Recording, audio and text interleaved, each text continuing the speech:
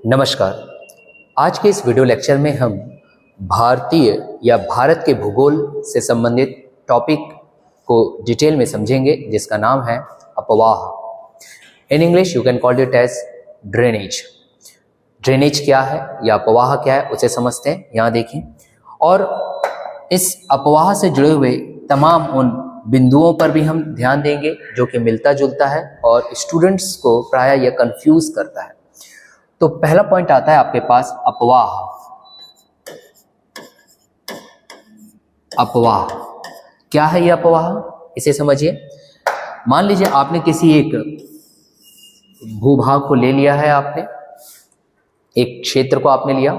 इस क्षेत्र में एक निश्चित वाहिका के द्वारा, या फिर इसे आप एक नदी मान लीजिए, एक निश्चित वाहिका के द्वारा एक मार्ग की ओर जल का प्रवाह करना, या निश्चित वाहिकाओं के द्वारा जल का प्रवाह किसी एक क्षेत्र में कहलाता है अपवाह। तो यह अपवाह है। अब आप इसके बाद एक और शब्द सुनते हैं, वो है अपवाह तंत्र। तो विद्यार्थी पूछते हैं कि आखिरकार फिर ये अपवाह तंत्र क्या है, इसे समझिए। जब बात अपवाह तंत्र की आती है तो फिर से आप एक भूभाग ले लेंगे। मान लीजिए ये एक भूभाग है या फिर एक क्षेत्र है। उस क्षेत्र में एक निश्चित वाहिका के द्वारा जल का प्रवाह किया जा रहा है, और ऐसे ही कोई एक निश्चित वाहिका नहीं अपितु और भी वाहिकाएं यहां पर है। मान लीजिए इस तरीके से या इस तरीके से। तो इन वाहिकाओं के माध्यम से किसी एक निश्चित क्षेत्र में जल का प्रवाह करना, जहां पर आपको ये वाहिकाएं एक जाल की तरह दिखाई दे रही है, तो ऐसे पैटर्न को आप अपवाह तंत्र कहते हैं। In English you can call it as drainage pattern. तो ये हुआ ड्रेनेज पैटर्न। अब अपवाह टॉपिक से जुड़े हुए या ड्रेनेज से जुड़े हुए अन्य आपके पास जो कंफ्यूज करता है विद्यार्थियों को, वो ये है कि अपवाह द्रोणी क्या है, जिसे आप ड्रेनेज बेसिन कहते हैं इंग्लिश में। अपवाह द्रोणी, इसे समझते हैं। अपवाह द्रोणी, in English you can call it as drainage basin. अब अपवाह द्रोणी क्या है, इसे देखिए। जब हम अपवाह द्रोणी की बात करते हैं तो फिर से आप इसे किसी एक निश्चित क्षेत्र को ले लीजिए। उस एक निश्चित क्षेत्र में एक मुख्य नदी को लीजिए आप, और वह मुख्य नदी इस निश्चित क्षेत्र से जल का प्रवाह कर रही है, और साथ ही साथ इनकी सहायक नदियों के जल को भी खुद में समाहित करते हुए आगे की ओर बढ़ गई या जल का प्रवाह करी। किसी एक निश्चित क्षेत्र में मुख्य नदी और उसकी सहायक नदियों के द्वारा जल के प्रवाह को अपवाह द्रोणी कहते हैं। क्या कहते हैं? अपवाह द्रोणी। तो ये हुआ अपवाह द्रोणी। In English you can call it as drainage basin. अब इसी अपवाह द्रोणी से, या फिर आप इसे एक नदी द्रोणी भी कह सकते हैं, रिवर बेसिन। अब विद्यार्थियों के पास एक और माफ करिएगा, कंफ्यूज करने वाला शब्द आता है, वो है कैचमेंट एरिया, जिसे हिंदी में आप जलग्रहण क्षेत्र कहते हैं। इसे समझते हैं कि आखिरकार जलग्रहण क्षेत्र क्या है। यहां देखिए,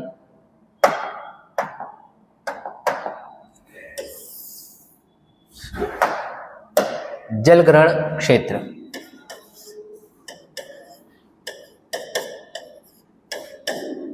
जलग्रहण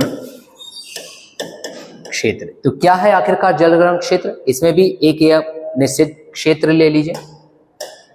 ये रहा कोई एक निश्चित क्षेत्र।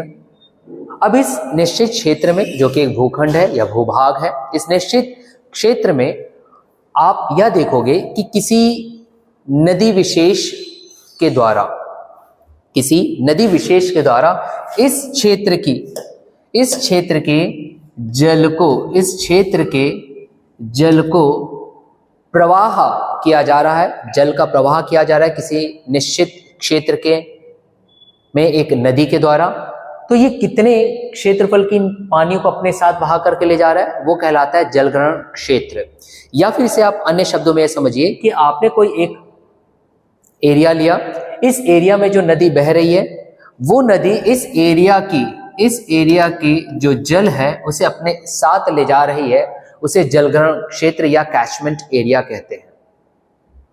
तो ये कैचमेंट एरिया, अब यहां देखिए अपवाह द्रोणी और जलग्रहण क्षेत्र कहीं ना कहीं आपको इसकी परिभाषा जो मैंने अभी आपको बताया वो एक जैसा मिलता जुलता लगेगा।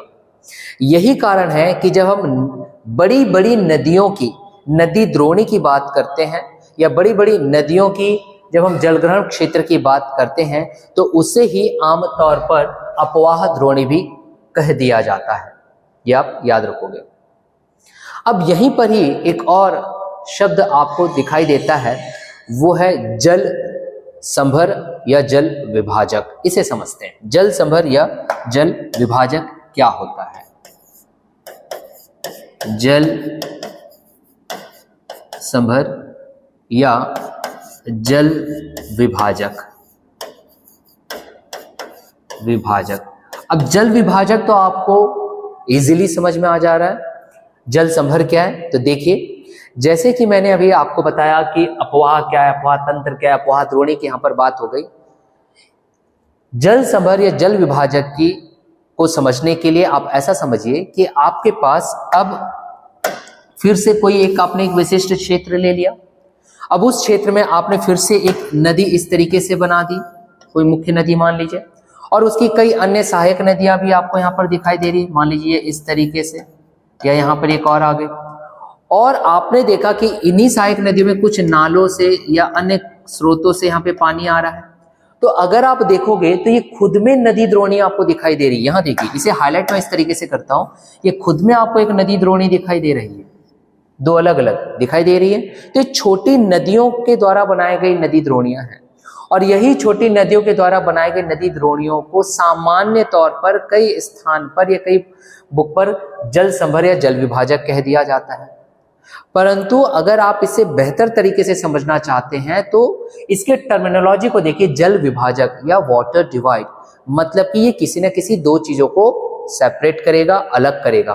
तो ये है क्या, इसका मतलब ये होता है कि आपके पास जो दो नदी द्रोणी दिखाई दे रही है, जैसे यहाँ देखिए, यहाँ पर आपको दो नदी द्रोणी दिखाई दे रही है, एक तो ये हो गया, दूसरा ये हो गया, या फिर आप इसे अपवाह द्रोणी बोलिए। इन दो अपवाह द्रोणी को विभक्त करने वाला जो यहाँ पे आप सीमा बनाओगे, उस सीमा को एक्चुअल में कहा जाता है जल संभर या जल विभाजक। इसे आप समझिए। तो ये है वो वर्ड अपवाह से जुड़े हुए जो विद्यार्थियों को प्रायः कंफ्यूज करते हैं। इसे आप अच्छे से देख लीजिए, क्योंकि अब हम बढ़ेंगे अपवाह तंत्र के अंतर्गत अपवाह प्रतिरूप, और उन मुख्य अपवाह प्रतिरूप की बात की जाएगी जिससे संबंधित आपके परीक्षा में वस्तुनिष्ठ प्रश्न या उत्तर लेखन के लिए अगर आप मेंस से संबंधित हो तो उसमें पूछते हैं। हम मुख्य अपवाह प्रतिरूपों की बात करेंगे और उदाहरण के तौर पर भारत की नदियों को लेंगे ताकि आप उसे एक अच्छे तरीके से समझ सको। तो चलिए बढ़ते हैं अब हम प्रतिरूप, अपवाह प्रतिरूप की यहां बात चल रही है। अपवाह प्रतिरूप, in English you can call it as drainage pattern. अब यहां पे ड्रेनेज पैटर्न की बात चल रही है, ठीक है। प्रतिरूप, ड्रेनेज पैटर्न कैसा है, इससे पहले आपको ड्रेनेज बेसिन बताया गया था, और जब अपवाह तंत्र बोला गया था वो ड्रेनेज सिस्टम था। तो अलग अलग टर्मिनोलॉजी है, आप इसे कंफ्यूज ना होना। इससे इंग्लिश में कहते हैं ड्रेनेज पैटर्न। अब इस ड्रेनेज पैटर्न के अंतर्गत हम प्रमुख तौर पर चार प्रतिरूपों की बात करेंगे। पहला प्रतिरूप वृक्षाकार, इसे समझिए। पहला प्रतिरूप ले रहा हूं मैं वृक्षाकार, वृक्षाकार प्रतिरूप, जिसे इंग्लिश में आप कहते हो डेंड्रेटिक पैटर्न। इसे इंग्लिश में आप कहोगे डेंड्रेटिक पैटर्न। अब ये वृक्षाकार क्या है, इसे समझिए। मान लीजिए कि आपके पास कोई एक मुख्य नदी, यहां पर ऐसा नदी आपको दिखाई दे रही है, और इस नदी का अपवाह आपको वृक्ष की शाखाओं की तरह दिखाई देता है। वृक्ष की शाखाओं की तरह अगर आपको ये दिखाई दे तो इसे हम कहते हैं वृक्षाकार प्रतिरूप। ये इस तरीके से कुछ आपको दिखाई देगा। ये उसकी अन्य सहायक नदियां आपको दिखाई दे रही हैं, वृक्ष के शाखाओं की तरह। तो ये कहलाता है वृक्षाकार। In English one called it as what, dendritic pattern. जिसके लिए उदाहरण अगर आप लेना चाहो तो आप छत्तीसगढ़ नगरी सिहावा से निकलने वाली महानदी को भी आप यहां पर ले सकते हैं। तो इसका एक अच्छा उदाहरण महानदी, जो कि हमारे ही अपने छत्तीसगढ़ से उद्गमित होती है और ओडिशा के पारादीप से होते हुए बंगाल की खाड़ी में जा गिरती, ये आप जानते हो। दूसरे पैटर्न की हम बात करते हैं। चलिए दूसरा पैटर्न,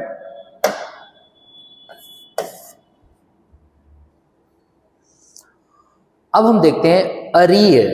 अंग्रेजी में उसे कहा जाता है रेडियल पैटर्न, हिंदी में आप उसे कहते हो अरीय प्रतिरूप। अरीय प्रतिरूप, या फिर मैंने जैसे बताया अंग्रेजी में आप उसे कहोगे रेडियल पैटर्न। अब अरीय प्रतिरूप क्या है इसे समझते हैं। यदि कोई नदी किसी पर्वत या पठार के क्षेत्र से, पर्वत या पठार के क्षेत्र से अगर सभी दिशाओं में निकल रही है, सभी दिशाओं में कुछ इस तरीके से,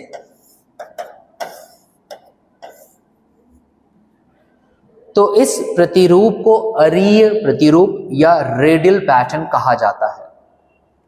अब इसके उदाहरण की अगर हम बात करें तो फिर से हम अपने प्रायद्वीपीय पठार की नदी को ले तो ज्यादा बेहतर आपको समझ में आएगा, नर्मदा। और आप जानते हो नर्मदा अमरकंटक पठार के नर्मदा कुंड से निकलती है, तो इसका उदाहरण बेस्ट आप एक ले सकते हो, वो है नर्मदा। तो ये थे दो पैटर्न। दो और अन्य पैटर्न की हम बात करते हैं जो कि काफी महत्वपूर्ण है आपके लिए। तृतीय प्रतिरूप की अगर बात किया जाए तो जालीनुमा प्रतिरूप, जिसे in English you can called it as trellis pattern. जालीनुमा,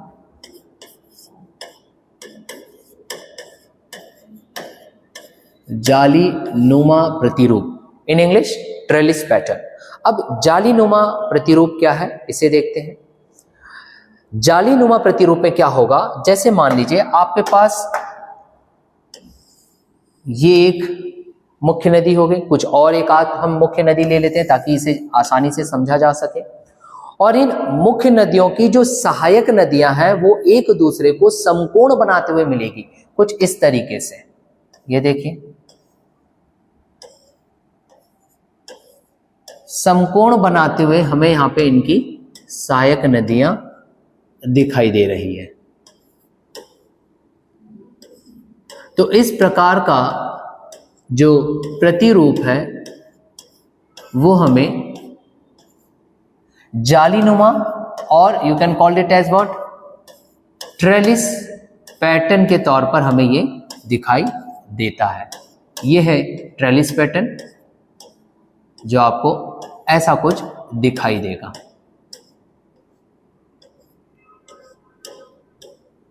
अब बात उठती है कि सर इसे हम याद कैसे करें, कोई एग्जाम्पल आप बताइए। तो जब हम ट्रेलिस पैटर्न की बात करते हैं या जालीनुमा की बात करते हैं तो आप भारत के उत्तर तरफ आप चले जाइए और वहां पर आपको मिलेगा जैसे कि सिंधु नदी अपोहा तंत्र, गंगा नदी अपोहा तंत्र, ब्रह्मपुत्र नदी अपोहा तंत्र। तो ये इसके एक बेहतर एग्जाम्पल आपको दिखाई देते हैं। मैं उदाहरण के तौर पर केवल एक ही लिख दे रहा हूं, गंगा नदी अपोहा तंत्र। वैसे गंगा नदी अपोहा तंत्र का जालीनुमा में भी मिलता है और वृक्षाकार में भी मिलता है कई कई अन्य बुक में, तो गलत नहीं है क्योंकि वो स्थलाकृतियों पर निर्भर करता है, वो वहां के भूगर्भिक संरचना पर निर्भर करता है, क्योंकि भूगर्भिक संरचना पर आधारित होता है उस क्षेत्र का स्थलाकृति। तो उस स्थलाकृतियों पर पूर्णतः हमें अलग अलग पैटर्न दिखाई देते हैं क्योंकि ये उसके प्रमुख कारक होते हैं, जिसे मैं थोड़ी देर बाद आपको समझाऊंगा। तो गंगा नदी आप ले सकते हो, आप सिंधु नदी ले सकते हो, यहां पर सिंधु नदी, ये इसके एग्जाम्पल है। चतुर्थ, चौथा देखते हैं। तो चौथा है सेंट्रीपिटल। अंग्रेजी में आप उसे सेंट्रीपिटल पैटर्न कहते हो और हिंदी में आप इसे कहते हो अभिकेंद्री प्रतिरूप।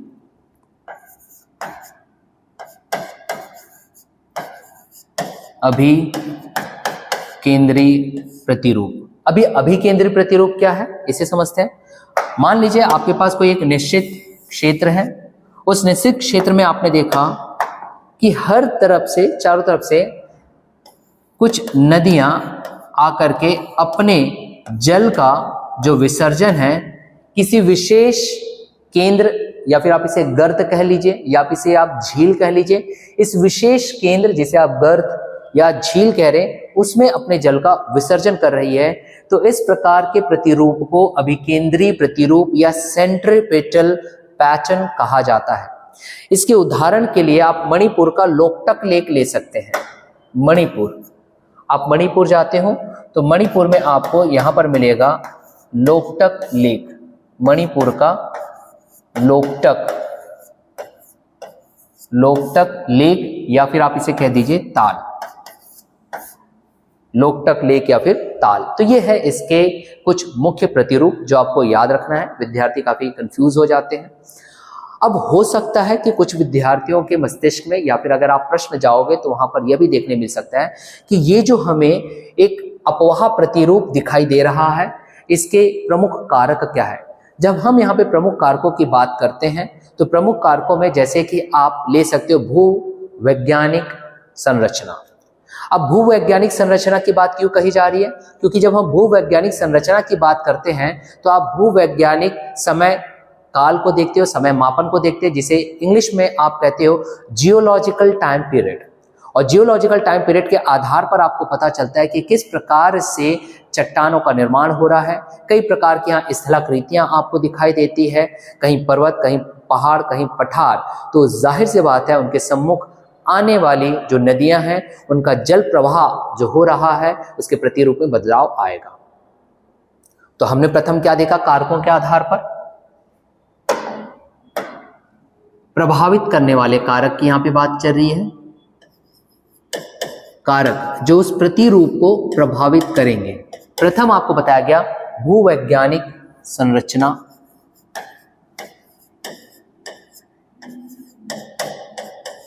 भूवैज्ञानिक संरचना। जैसे कि आपको बताया गया कि भूवैज्ञानिक संरचना में जो पर्वत, पठार, पहाड़, मैदान, भ्रंश घाटियां बहती है उनमें नदियां या नदियों का जो प्रतिरूप है बहाव का वो हमें अलग अलग दिखाई देता है। द्वितीय कारक आप यहाँ पे ले सकते हो जैसे कि पर्वत, पठार की संरचना। विशेष तौर पे अगर हम उनकी संरचना की अगर बात करें, जैसे कि पर्वत या पठार की संरचना की अगर बात किया जाए तो इसे भी आप ले सकते हो कैसे, अगर पर्वत की संरचना के आधार पर ही हमें यह भी पता चलता है कि अपने जल को नदी के द्वारा प्रवाहित करते वक्त किसी एक निश्चित मार्ग में वो कहीं महाखड्ड का निर्माण कर देती है इसी पर्वतों को काट करके, अपरदन करके, या फिर वो अपने जलमार्ग को ही परिवर्तित कर देती है। जैसे कि उदाहरण के तौर पर आप कोसी को भी जानते हो जो कि बिहार का सौरो कहलाता है। ठीक है। तीसरा आप यहां पर ले सकते हो वह है नदी का बहाव और जल स्तर। नदी का बहाव एवं जल स्तर, नदी का बहाव व जल स्तर की आप यहां पर बात कर सकते हैं। जब हम जल स्तर या नदी के बहाव की बात करते हैं तो यहां पर भी हमें एक अलग अलग ड्रेनेज पैटर्न या अपवाह प्रतिरूप दिखाई देता है। कैसे, जिस नदी में अगर जल की मात्रा या उसका आयतन बहुत अधिक रहेगा तो आपको वहां पर अलग अलग प्रतिरूप दिखाई देगा, और वही जब आयतन कम हो जाता है तो आपको एक अलग प्रतिरूप दिखाई देता है, जिसकी वजह से आपके पास कुछ स्थलाकृतियों के तौर पर या विशेषताओं के तौर पर भी दिखाई देता है, जो कि आपने उत्तर भारत के विशाल मैदान में पढ़ा था गंगा नदी के द्वारा, या फिर उन विशाल मैदान में नदियों के द्वारा बनाए गए जो आप वर्गीकरण मैदान का करते हो, जैसे कि खादर, भांगर इत्यादि का बनना। चतुर्थ के तौर पर आप दे सकते हो ढाल। ढाल ढाल का भी अपना एक अलग प्रभाव पड़ता है प्रतिरूप को लेकर के। जैसे कि उदाहरण की अगर बात किया जाए तो भारत के प्रायद्वीपीय पठार को अगर लिया जाए तो आप जानते हो इसका जो पश्चिमी घाट है, ये जो पश्चिमी घाट है ये स्वयं में एक जल विभाजक की तरह कार्य करता है। और इस प्रायद्वीपीय पठार का अगर पूर्णतः हम ढाल को देखें तो आपने देखा था हिमालय के उत्थान के वक्त इसका जो ढाल था, जो टर्शरी काल में, वो किस तरफ हो गया, वो हो गया उत्तर पश्चिम से लेकर के दक्षिण पूर्व की ओर, जिसकी वजह से इस प्रायद्वीपीय पठार की लगभग 77% 77% जो नदियां हैं उनका विसर्जन कहां हो रहा है, तो आप देखेंगे बंगाल की खाड़ी की ओर, बंगाल की खाड़ी की ओर। जबकि 23% लगभग आपको कहां दिखाई दे रहा है, तो अरब सागर की ओर, अरब सागर की ओर। जैसे उदाहरण के तौर पर आप ले सकते हो गोदावरी जो महाराष्ट्र से निकलेगी, ठीक है, त्रंबक पठार से। दूसरा अरब सागर की ओर गिरने वाली आप केरल से आप पेरियार नदी ले सकते हो, इत्यादि इत्यादि।